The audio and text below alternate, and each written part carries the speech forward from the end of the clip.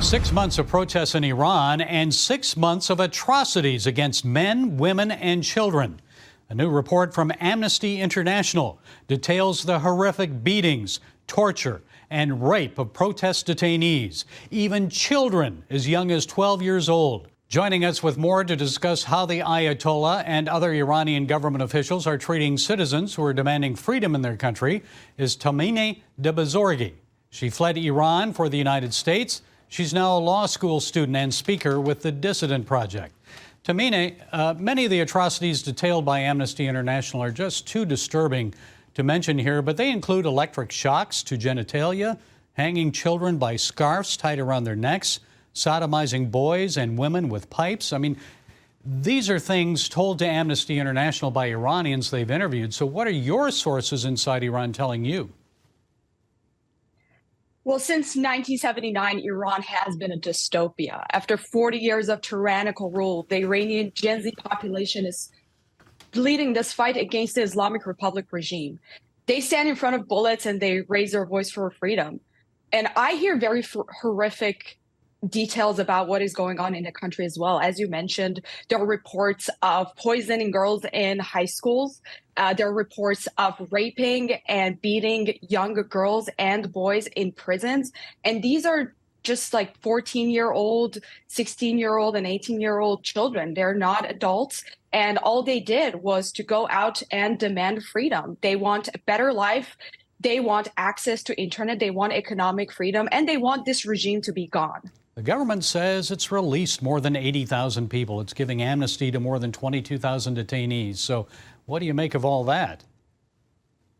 Well, there are two sides of this issue. First of all, the Iranian officials are not credible sources. They have lied, they're compulsive liars. They have used like false data in the past. However, on the other hand, if we trust this number and say that they are correct, that shows how big the scale of this protest has been, that they have released thousands of people and there are still many more in prisons based on the information that we have received from sources in Iran. Is that what all younger Iranians are demanding, more freedom, or is their goal regime change?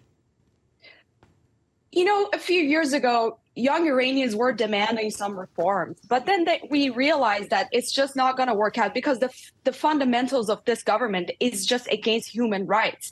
So right now, the Iranian people are no longer asking for reform. The only solution to finally have a happy life and prosperity with economic freedom and social liberties is for the Islamic Republic to just be wiped off from the face of Iran. And we want a free, democratic Iran very soon. And this is what the Iranian young people and also even older generations are demanding. And that's why we're seeing such mass protests, not just in Iran, but also across Washington, D.C., Los Angeles, New York, and every major city in Europe.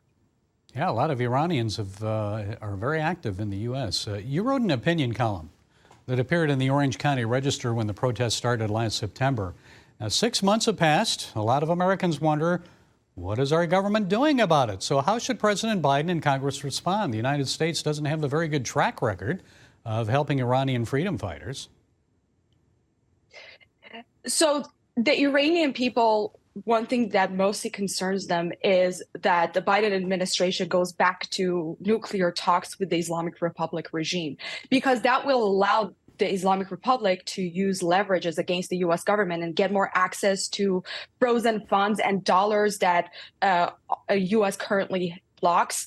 And access to that money allows the Islamic regime to fund its terrorist activities, not just in Iran, but also in other countries. So the Iranian people are very scared of the Biden administration going back to nuclear talks. The other thing is that members of Congress, they represent over 1 million Iranians in the United States who are American citizens. They have to listen to their constituents. They have to listen to them, to their demands, which is, we don't want to go back to a nuclear deal. We want the U.S. government to talk to its allies and ensure that they also fire the diplomats from their countries. They have to cut ties with the Islamic regime because this government does not represent the Iranian people. They have no legitimacy, and the world has to stop treating them as a legitimate ruler of Iran. And quickly, what do you think is going to happen now? Will these continue, or are they going to protests fizzle out? Well, the economy is imploding. The situation in the country is not stable. And the Gen Z is very motivated. They are fighting. They know what they want. This is different from anything we've seen before. The scale is much larger. So I am very hopeful that if the Biden administration and also other Western countries stand with the Iranian people, we will see change very soon. Okay, Dissident Project speaker Tahmineh Dehbozorgi, thanks for sharing your thoughts with us. We appreciate it. Thank you so much for having me.